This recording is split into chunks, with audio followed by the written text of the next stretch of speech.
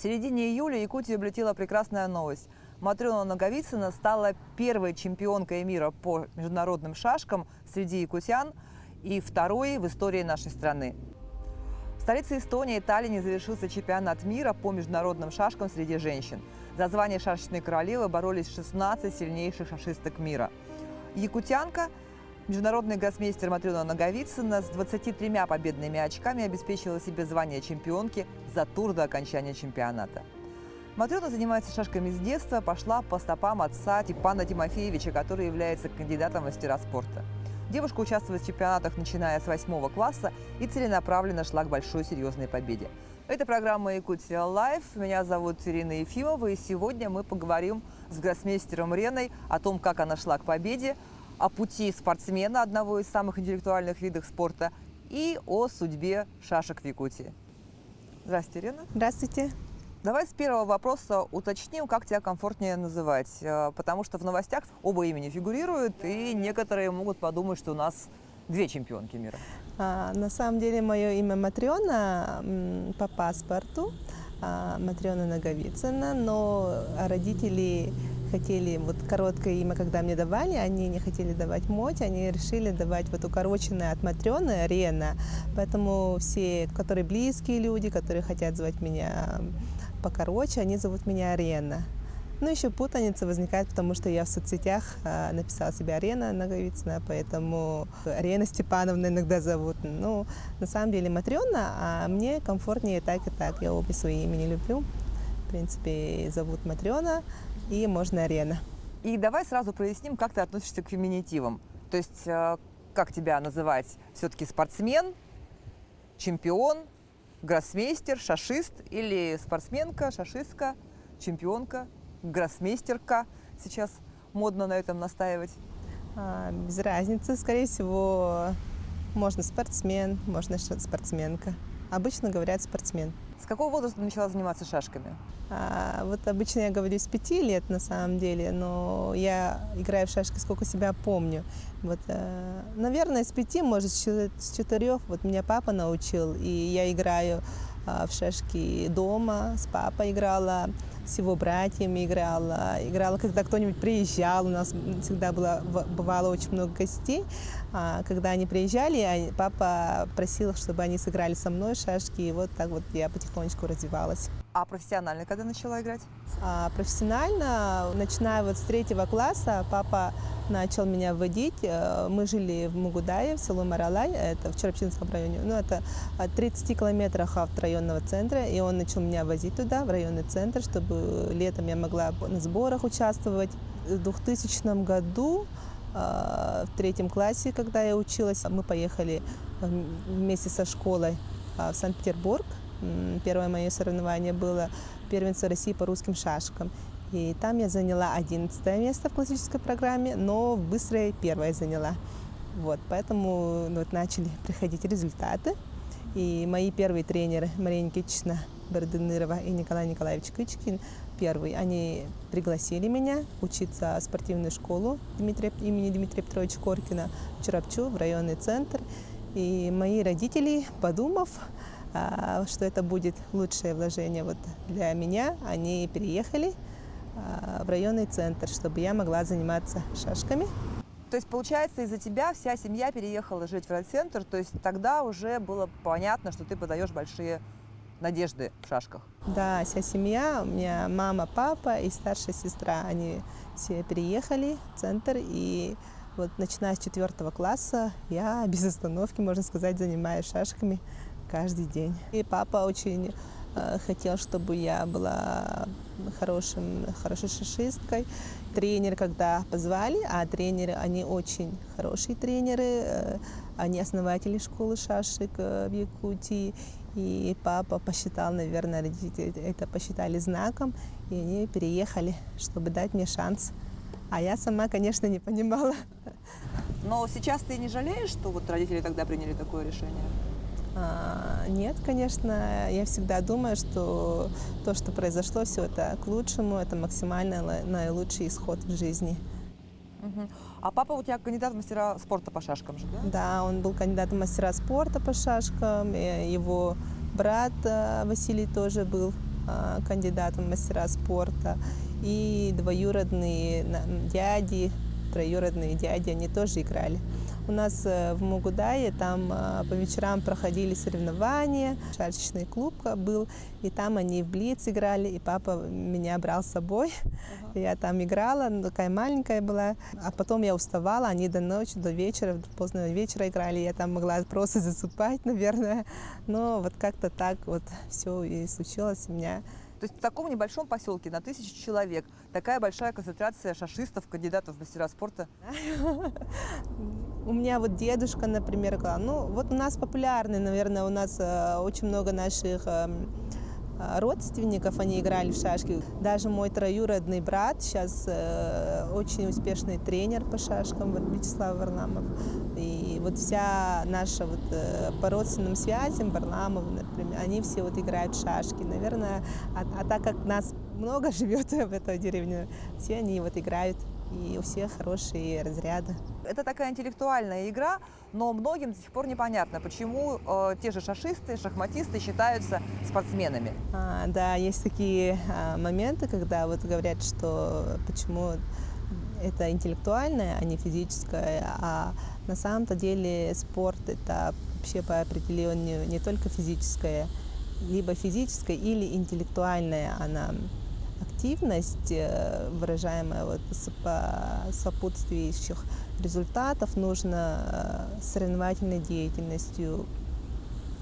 Поэтому в шашках есть победившие, есть проигравшие, и мы играем по определенным правилам.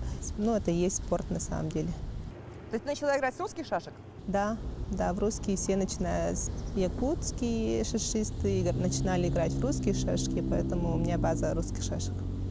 Насколько потом трудно переучиваться на международные шашки, на стоклетку? И чем вообще, насколько отличаются эти два вида игры? Ну, я просто училась играть в шашки, вот по черным диагоналям ходить в русские шашки, а перешла в стоклетки уже в 3 классе. После Санкт-Петербурга в Москве было первенство по стоклеточным шашкам, я победила там и уже начала заниматься стоклеточными шашками. Для ребенка, в принципе, это не такая большая разница. Есть только 3 отличительных правила русских от стоклеточных шашек, и получается... То есть перейти легко? Легко, да.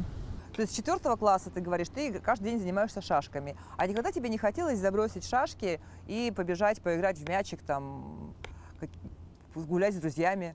Очень странно, у меня никогда такого желания не возникало, потому что у нас шашки введены в расписание нашей школы, и занимаемся мы, учимся до обеда, младших классов до 4:30.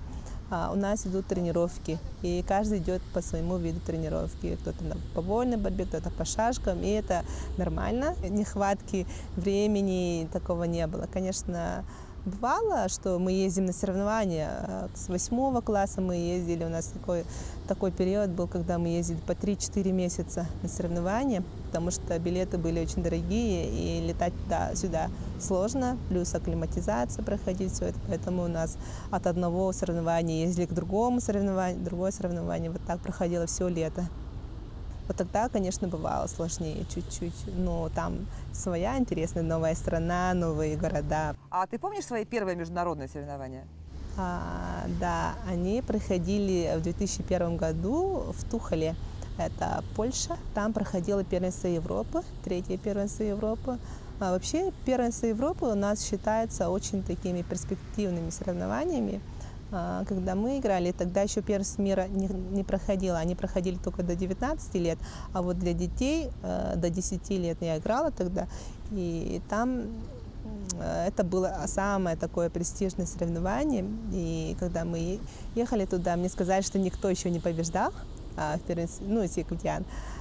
Я так приехала, так получилось, что я победила, и в итоге я стала первой чемпионкой Европы. Здорово. А сколько тебе тогда было лет? 10, наверное, да. И это самый такой запоминающийся турнир. Вообще, вот я очень люблю эти первенства Европы участвовать. Это была у нас мотивация, потому что туда попадали те, кто выигрывал только Россию, первые 3 места. и приезжали со всей Европы. Очень много стран было, очень много народу, очень много детей. С Натальей, например, мы там с ней познакомились. Наталья Садовская, она чемпионка мира тоже. Мы с ней вот играем сколько, 20 лет вместе играем. У народа Саха был всегда преимущественно математический склад ума. Считается, что мы склонны по природе своей анализировать, считать. Как ты оцениваешь уровень развития шашечного спорта в Якутии? Почему вообще вот у спортсменов наших такие успехи на международном уровне из такой небольшой республики? Вот мой первый тренер, Николай Николаевич Первый, он говорил, что любой саха, если будет хорошо думать и вот даваться партии, он может играть в силу второго спортивного разряда.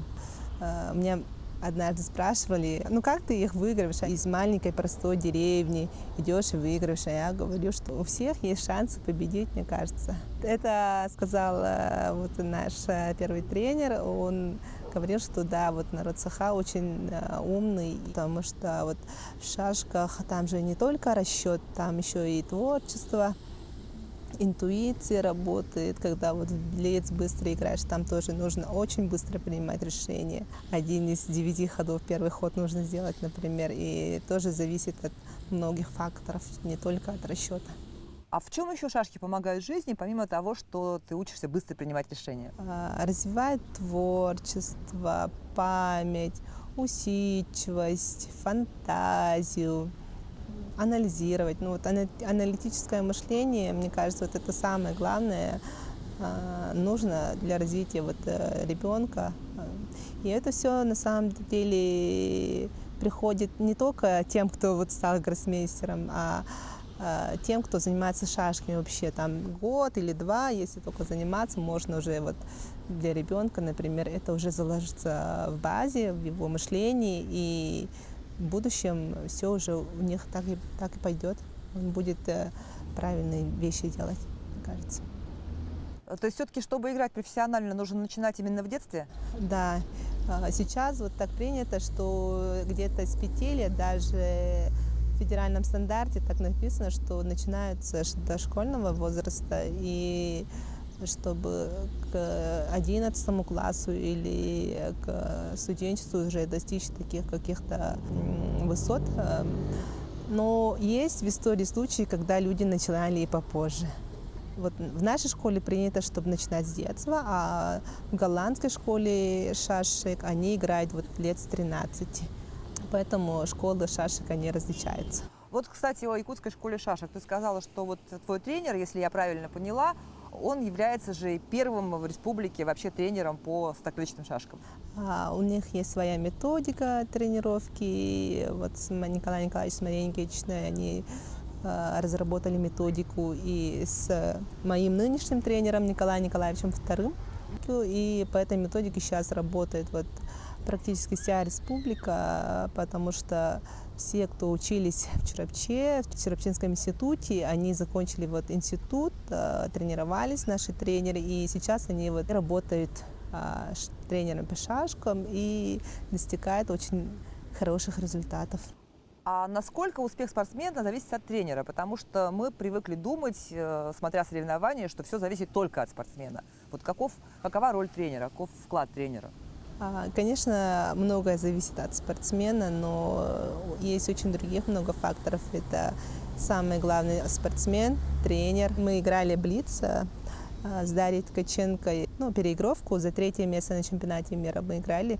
Я играла, и я как-то не понимала партию. Там играешь до первой победы, в общем. И если флаг уроняешь, то проигрываешь.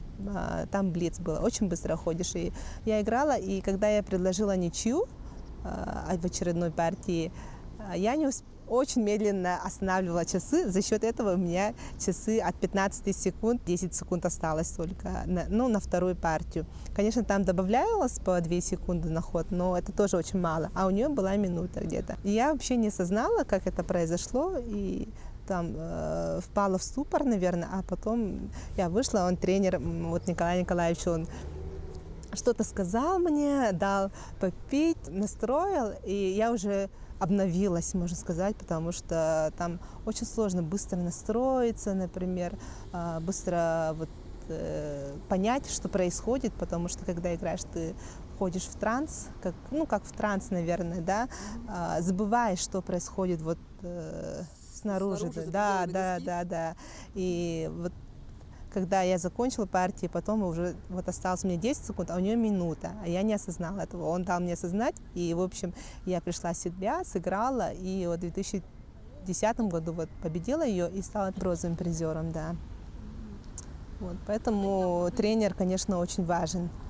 Он вовремя поддержит, он вовремя настроит, будет ругать, скажет идти пораньше спать или скажет пойти побегать. Это все это делается для нас, чтобы мы могли хорошо сыграть. Ты действительно готовилась к чемпионату мира с 2005 года? Да, это в 2004 году мы впервые поехали на взрослый чемпионат Европы среди женщин. Мне было там тогда 13 лет. И я заняла, можно сказать, наверное, случайно, не случайно, я не знаю, я заняла 3-е место. Я играла во всю силу, конечно, но я была еще ребенком. А разве можно в 13 лет участвовать во взрослых соревнованиях? Да, можно, там ограничений по возрасту нет, если статус позволяет, например, если можно играть. Я заняла 3-е место, я попала тем самым, отобралась на чемпионат мира от Европы. И должна была поехать, уже начали подготовку, все. Конечно, я тогда не осознавала, насколько это важное для меня соревнование или что-то. И, к сожалению, к моему большому потрясению, мне не дали визу, и я не смогла туда поехать, в Италии проходил. То есть по такой простой причине, глупой, из-за того, что нельзя было визу получить? В то время было очень сложно получить визу, там сейчас намного проще, оказывается. Начиная с 2005 года, я говорю, что я начала уже готовиться. Потом в 2007 году здесь проходил чемпионат мира, в Якутске нас провели, и я участвовала вместе с моей подружкой, тоже она Марфой Даниловой, а сейчас она Никитина, и она заняла 3-е место. Вот там мы тоже очень сильно готовились. Я заняла 3-е место по блицу. Насколько ты тогда верила в свой последующий успех? Да, я знала, что я все равно когда-нибудь стану чемпионкой мира, потому что это та цель, куда нужно стремиться, это та самая такая высокая точка. И когда, например, поднимаешься на гору, всегда должна знать, куда ты поднимаешься, на какую высоту. Вот так же я рассчитывала. Но с каждым годом все сложнее становилось, потому что соперники меняются, приходят новые маленькие таланты. В 2011 году у меня были очень большие шансы победить. Потом появились шансы в 2019 году. Здесь проходила, к сожалению, я заняла 4-е место, да, было очень обидно. И в 2021 году я, наверное, настроила себя, потому что это был, наверное, может быть, последний шанс победить, потому что сейчас все меняется. Даже с пандемией думали, проведут, не проведут чемпионат мира. А что ты почувствовала, когда получила медаль? Кому ты первому позвонила? Я получила эту медаль досрочно, в смысле победила досрочно. Мы играли 15 туров, а 14-м туром я играла с африканкой Ганами. И я уже знала, что если я ее выиграю, то стану чемпионкой. И, конечно, я играла. Она чуть похуже играет, и нужно было обязательно ее выиграть. Но позиция была такая, что вообще выигрыша не было. К середине партии ждала, конечно, что она, возможно, ошибется. Так и случилось. Она попалась на комбинацию, интересная комбинация вышла. И там стоял главный судья и поздравлял меня. Он сказал: поздравляю с титулом. Я еще раз уточнила, я выиграла. Он говорит: да, у тебя есть новый титул, ты выиграла соревнование. И первое, наверное, я почувствовала облегчение. Гора с плеч упала, то, что все уже сделано. Потом вышла в номер, включила телефон. Уже там в телефоне уже там столько звонков, поздравлений было. И я сразу маме позвонила. Она, конечно, обрадовалась, сказала, что верила в меня. Это очень здорово. Слушай, ну ты сама сказала, что к этой цели идет каждый спортсмен. Это вот была большая цель, ты встала на вершину горы, вот ты чемпионка мира. А что дальше? Не было ли вот чувства пустоты после этого? Цель меняется, да. Когда я выиграла этот чемпионат, сейчас появилась новая цель. Сейчас у меня в следующем году будет матч. Я никогда ни разу в жизни не играла матч за звание чемпионки мира. Ее играет претендент, экс-чемпион мира и действующий чемпион мира. Да, я буду играть матч с Тамарой Танцкужиной. Она очень легендарный спортсмен, очень сильнейшая представительница башкирской школы шашек. И буду надеяться, что это будет очень интересный матч для любителей шашек. Как раз с 2004 года, начиная с этого года, я с ней практически в каждых турнирах видимся, играем. В основном у нас ничьи, но иногда кто-то кого-то обыгрывает, поэтому посмотрим. Ну вот смотри, на соревнованиях вы наверняка с соперницами общаетесь, тем более там с теми, с кем не первый раз встречаетесь. Как соперничество в игре, соперничество на поле соотносится с общением в жизни? То есть можете ли вы в жизни подружиться? Вы же часто общаетесь, встречаетесь.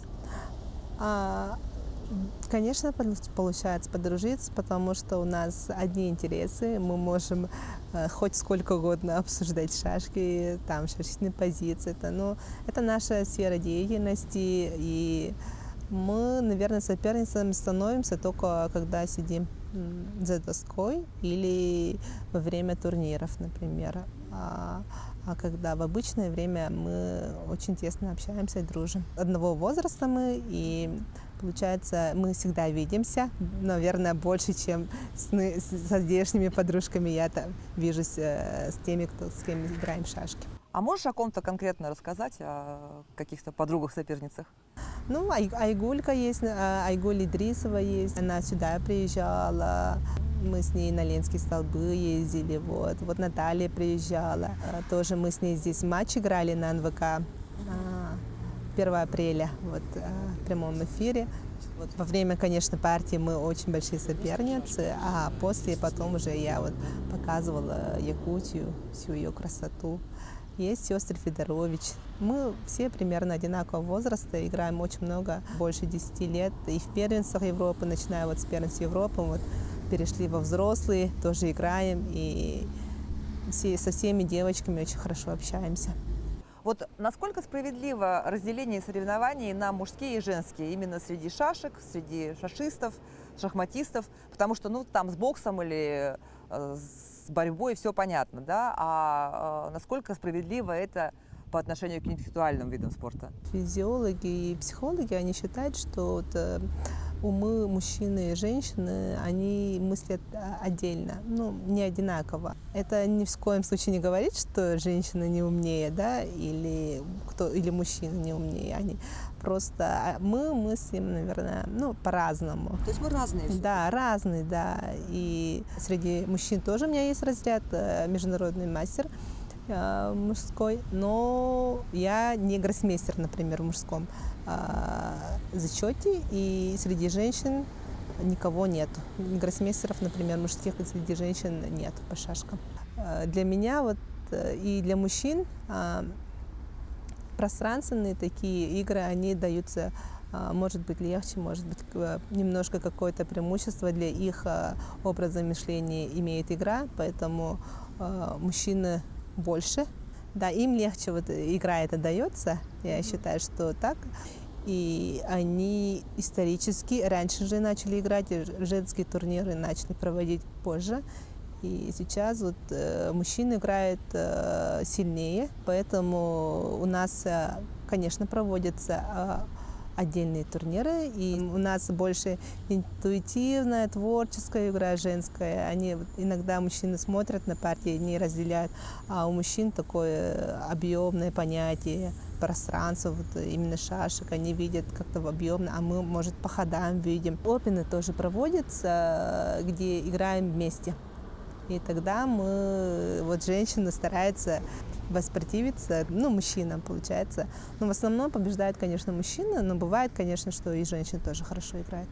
Есть такие соревнования, такая партия, которая запомнилась тебе больше всего, не считая последней победной партии? Обычно принято считать, что запоминаются те проигранные партии. Наверное, у меня тоже самое, но я стараюсь их забывать, побыстрее разобрать, в чем ошибка, и переварить. И, наверное, самая запоминающаяся победа у меня была в 2017 году.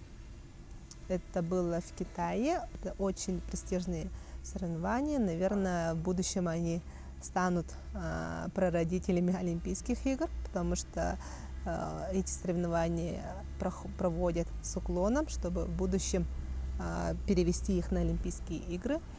И там проходят соревнования по 5 видам спорта. Это шашки, шахматы, сианси, это китайские шахматы, бридж и го. Мы играем в шашках, например, мы играем 3 программы. Это быстрые шашки, блиц и супер блиц. Это все быстрые шашки, они зрелищные. Мы играем на очень короткое время. Там отбирается только 8 женщин, и из них 2 китаянки должны быть. В 2017 году я победила во всех 3 программах, 3 золота выиграла. И для меня это, наверное, самая большая победа в моей жизни. Я даже не знаю, что для меня лучше победить в чемпионате мира или эти 3 золота, потому что выиграть один – это уже хорошо, один турнир. А я выиграла 3 турнира, и для меня, наверное, это был самый такой момент пика. Есть такой расхожий стереотип о том, что шахматы – это интеллектуальная игра, а шашки – это так, развлечение для детей. Нет, я так не считаю, конечно. Бывают очень красивые партии, которые заставляют восхищаться людей. Необъяснимо, наверное, что просто сейчас, сидя, вам объяснять. А если показать на доске, то это очень красивые партии, которые играют мужские гроссмейстеры. То есть ты можешь, закрыв глаза, легко представить себе сразу стоклеточное поле? Да, мы так и играем, иногда играем вслепую. В русские шашки, конечно, легко, в стоклетке чуть посложнее, но играем. Дают иногда даже сеанс одновременной игры вслепую. Сейчас рекорд 32 доски, если я не ошибаюсь, по стоклеточным шашкам. А вот насколько важно не выдавать сопернику свои эмоции при игре, то есть покерфейс держать? Конечно, это одна из самых важнейших частей нашей игры, так сказать, покерфейс. Один раз я играла с голландцем, у меня была вообще полностью проигранная позиция, хотя это была только середина партии, и он сидел очень долго думал и не мог выиграть. Он очень долго думал, прям, и после победы, после завершения партии, он спрашивает: почему ты сидела с таким лицом, как будто у тебя выигранная позиция? Я говорю, я просто сидела, играла, говорю. Он говорит, значит, у тебя очень хороший покерфейс, говорит.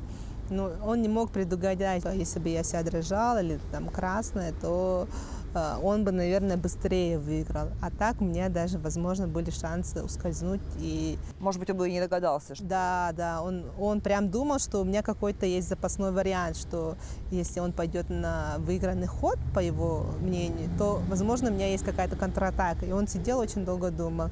То есть это тоже помогает, то, что мы азиаты более сдержанные, да? Да, возможно, это есть. Иногда мне такое в жизни тоже бывает, что я не могу передать эмоции свои людям, например, да, а на самом-то деле все время так по привычке уже держишь покерфейс. Вот, значит, в чем еще практическая польза шашек. Помимо умения быстро принимать решения, можно еще на рынке с покерфейсом торговаться. Да. Тоже говорили, что шашисты неплохо играют в покер тоже. До начала программы мы успели выяснить, что у тебя 2 диплома, 2 высших образования. То есть ты не только тренер, окончивший физкультурный институт, но еще и экономист, который закончил ФИНЭК в Петербурге. Вот когда ты поступала, ты ведь знала уже, что ты будущий чемпион. Зачем тебе нужен был этот диплом? Когда я поступала, я хотела, чтобы была какая-то резервное место. Если мне не получится стать шашисткой, чтобы был резервный вариант. И я решила стать экономистом. Хотела учиться в Центровузе, так как тоже мой второй тренер Александр Сергеевич Георгиев, он сам живет в Питере. Я решила туда поступить, в ФИНЭК. Он посоветовал вот этот университет. Хорошо, что вот, к счастью, я закончила этот очень престижный университет. У меня есть экономическое образование, то, если что, я могу тут пойти работать. А получается, что ты как истинный спортсмен, истинный шашист просчитала все возможные комбинации и решила устроить себе второй вариант. Да, наверное, это тоже от того, что я играю в шашки, и это дало мне такой расчет подумать, потому что я знала, что все равно физкультуру я все равно закончу, и рано или поздно. И поэтому лучше сейчас, когда есть возможность отучиться вот в Центровузе, решила использовать этот шанс. Посчитала, что это наилучший вариант. Мне было легче оттуда, от Питера, ездить на соревнования. В Европу? Да, в Европу, потому что в основном все соревнования проходят в Европе. А насколько к тебе снисходительно относились в ВУЗе, как к чемпионке, как к спортсменке? Да, меня очень поддерживали преподаватели, и можно было пропускать. Конечно, я не закончила с красным дипломом, у меня было очень много удовлетворительных оценок, но ничего, закончила. Но учить все равно приходилось? Да, конечно, приходилось учить. Все далось нелегко, не просто так, что я пришла, сказала, я чемпионка мира, поставьте мне. Такого не было, но они все равно шли навстречу, задавали дополнительные занятия, или конспекты давали, или рефераты, вот, ну, что-то так-то. Ты не только действующий чемпион и гроссмейстер, но и после окончания физкультурного института работаешь тренером. Где? Я работаю в школе тренером. Интернат в Чурапче находится, и там, начиная с детского сада, непрерывное образование. И есть сад, есть школа Олимпийского резерва имени Дмитрия Петровича Коркина и институт. У нас занимается больше 100 детей, нас 5 тренеров, и у нас есть очень большие надежды, которые, надеюсь, в будущем еще покажут себя. И все это находится в одном месте, и, так сказать, кузница чемпионов. Каких-то своих учеников можешь отметить, или это не педагогично будет? Их много на самом деле, да. Но вот Гавриил Колесов, вот, нынешний самый титулованный шашист республики, он тоже закончил нашу школу, тоже является воспитанником вот, школы Марии Никитичны Николая Николаевича. Они тренируют по своей методике тренировок, которую сейчас вот ведет их сын Николай Николаевич II. Существует такое предубеждение, что нельзя ребенка отдавать в большой спорт, это его калечить, решать за него судьбу. А есть ли какие-то предубеждения вообще против шашек, какие-то противопоказания? Нет, таких случаев нету. Шашки очень полезны. Я не думаю, что шашки противопоказаны. Играют в шашки очень многие люди, которые с врожденными болезнями. Я знаю в Голландии гроссмейстера, который родился с синдромом Дауна. Сейчас вот гроссмейстер недавно тоже выиграл турнир. Вот в шашки, мне кажется, можно играть всем. От 5 до 95, как говорят. Вот смотреть в будущее, это вот не только про гадалок, экстрасенсов, это еще и про шахматистов, про шашистов. Вот на сколько ходов вперед ты просчитываешь свои ходы, ходы соперника, то есть вот партию на сколько можно держать в уме? Когда вот играешь во время партии, зависит от контроля времени. Когда играешь длинные партии, это мы играем в среднем 4,5-5 часов одну партию, тогда есть очень много времени, чтобы можно было разгуляться по всей доске, и просчитываешь, и там можешь досчитать хоть до конца партии. И таких вариантов можно досчитать очень много, конечно. Я даже не считала, сколько я ходов считаю. Но тренер говорит, где-то 20-25 ходов считает. А применительно к жизни, если во сколько ходов вперед ты просчитываешь свою жизнь? Да, перед тем, что-то сделать, я всегда думаю, сначала оцениваю ситуацию, и только потом делаю ход или делаю что-то делаю. Но иногда я хочу от этого отвязаться, чтобы сделать, а потом уже начать думать. А так по жизни я так принято, ну, мой мозг уже, наверное, так устроен, что я сначала думаю, рассчитываю, это хорошо будет или плохо, потом просчитываю другие варианты, если что-то более выгодное для меня или невыгодное, например, и только потом, например, делаю. Вот насколько сейчас лет или месяцев вперед твоя жизнь просчитана? Ну, я не хочу просчитывать жизнь на самом деле. Но сейчас у меня именно в шашечной спортивной части, да, получается, я готовлюсь на матч. В апреле где-то будет матч, и уже начинаю потихонечку готовиться к матчу. Примерно где-то на 2-3 года я знаю, что я буду делать. И, возможно, это будет корректироваться, возможно, это будет меняться. Все равно у меня какие-то наброски всегда есть. Про женщину аналитического склада ума часто говорят, что она мыслит как мужчина, что она больше похожа по складу характеров на мужчину. Вот как ты это прокомментируешь? Мне такое не говорили, но я такое слышала, да, ну, возможно. Ну, я не думаю, что это недостаток. Но мне кажется, все равно у нас женское преобладает. У нас в женских шашек очень много эмоций, как вы сказали, да, действительно, можем поплакать, можем всплакнуть даже во время партии, если там сидишь и прям безнадежная позиция, можно уже капать, а у мужчин такого никогда не бывает. И более интуитивно мы можем сделать какие-нибудь творческие ходы, которые не принято делать. Например, у меня точно не такой ум, что прям мужского нет. А есть ли у тебя какие-то хобби, кроме шашек, какие-то традиционные женские занятия, может быть, тебе нравятся? Может, ты любишь готовить или там вязать? Вязать я вообще не люблю и не умею, и шить я тоже не умею. Но готовить я люблю, да. Какое-то время я еще готовила торты. А в студенчестве я очень увлекалась корейской культурой. И кей-попом, кей-дорамами. И даже состояла в группе редактирования вот этих дорам, ну, перевода на русский язык. Тоже такое увлечение было. И Корея, наверное, единственная страна, куда я поехала не в шашки играть, а просто погулять. И танцевала еще кей-поп, наверное? Ну, не танцевала. В то время не танцевали, там в то время только слушали и кей-попов, и вот переводили драму. А что помогает тебе сконцентрироваться? Вот ты сказала, что во время игры ты попадаешь в некий транс, и ничего, кроме поля, в голове нету. Вот что помогает в это состояние погрузиться, или оно просто у тебя вот по щелчку возникает? Наверное, можно сказать по щелчку. Конечно, перед каждым туром мы готовимся, и психологически. Получается, мы приходим на игру уже настроенные, чтобы ничто не отвлекало нас другого. А когда мы играем, может, вначале еще можно чуть-чуть отвлечься, а уже в середине мы уже как-то уже проникаемся этой партией, идем вглубь и вглубь, что шашки, они вот кажется, что просто подвигал, съел и ну, просто, да, на первый взгляд кажется. А на самом-то деле, если заходить вглубь, то там очень много вариантов, там очень интересно, там, можно сказать, другой мир. И там у тебя никогда не возникает времени, чтобы оглянуться или там что-то посмотреть.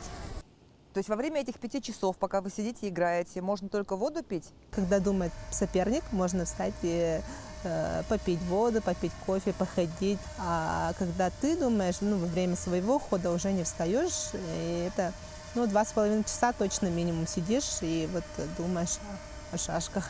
А иногда думаешь еще во время, когда соперник думает. Поэтому, может быть, если сложная партия, если соперник очень-очень сильный, если нужно выложиться прям на 100%, то можно и 5 часов так сидеть. Я обычно пью воду и шоколадку. Очень сильно не хватает шоколадки, особенно возле партии. Бывает, что вот во время соревнований всегда хочется очень много шоколадок съесть. Прям одну пачку можно съесть и все. Слушай, а это действительно? То есть я думала, что это байка такая, что шоколад помогает думать. Возможно, она не помогает думать, просто когда думаешь, не хватает уже глюкозы, организм требует глюкозы, нужно съесть что-то сладкое. Некоторые пьют очень сладкий чай, кофе. Я иногда пью кофе, но кофе и чай я никогда не пью с сахаром, поэтому я выбираю шоколад. Для меня шоколад. Какие у тебя любимые шоколадки? Я выбираю горькие шоколадки, где-то вот 70-80% какао. Линд, например. Насколько победа в шашках зависит от арбитра? Нет, от арбитров не зависит. Это такая очень справедливая игра. То есть, ну, вот это не как художественная гимнастика, тут все понятно. Кто победил, тот и победил. Да, потому что у нас кто победил, тот и победил. И арбитр, он просто записывает результат. И спорных моментов у нас бывает крайне редко. Конечно, бывает, если спортсмен нарушил какие-то правила, сделал несуществующие ходы или опоздал на турнир. Ну, редко такое бывает, прям одно событие за год, наверное, максимум 2. Поэтому вот в шашках кто побеждает, тот побеждает. Многие шашечники отмечают Якутию и Якутск как столицу этого спорта. Например, международный гроссмейстер Дмитрий Цинман об этом заявлял. Вот как ты это? Возможно, да, нам очень приятно, конечно, слышать такое, но если считать, что у нас развиваются русские и стоклеточные шашки, а Россия является одной из таких главных шашечных стран, и Голландия играет, Китай сейчас вот очень сильно начал развивать шашки. Россия считается очень сильным конкурентом везде. Если приедут россияне, то их всегда нелегко выигрывать. Действующие чемпионы мира вот, по стоклеточным шашкам сейчас я и Александр Шварцман, он тоже россиянин. А в России одним из таких сильно развитых регионов является Якутия, также Башкирия, Башкортостан и Москва, Санкт-Петербург в основном. А Башкирия, например, развивает только стоклеточные шашки, а в Якутии и стоклетки, и русские шашки. Возможно, поэтому Дмитрий сказал, что Якутия одна из сильнейших. Центром можно, конечно, это льстит нам. Спасибо большое, Лена, за беседу. Спасибо вам тоже. Очень интересно. Увидела, поговорила с живым гроссмейстером. Это была программа «Якутия Лайф». Меня зовут Ирина Ефимова. Смотрите нас по будням в 19:15. Расскажем, чем живет Якутия.